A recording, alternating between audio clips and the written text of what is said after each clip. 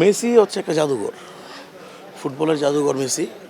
মানে সব প্লেয়ারদের প্লেয়ার হচ্ছে মেসি। আমরা চাই মেসি যদি এবার ফাইনাল খেলে, আমার কথা যদি ফাইনাল খেলে এবারও চ্যাম্পিয়ন আর্জেন্টিনা ইনশাল্লাহ। মেসিরে নিয়ে কথা বলার তো আসলে অনেকেরই যোগ্যতা নাই। এখন তার সাথে মানে রোনাল্ডোর নিয়ে তুলনা করে এমবাপ্পে নিয়ে তুলনা করে এমবাপ্পেরাই তো বলতেছে মেসি সর্বকালের সেরা।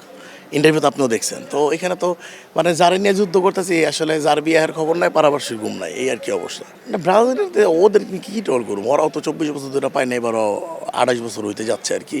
হ্যাঁ মানে ওই যে এটা ইয়ে আছে নাম, মানে একটা কবিতার সুরেই বলি, হ্যাঁ তুমি ব্রাজিল করো আবার সম্মানও চাও, তুমি ব্রাজিল করো আবার মর্যাদাও চাও, তুমি বড়ই নাদান গালিব, তুমি 7 আপ খেয়েছো, হ্যাঁ আবার বাঁচতেও চাও।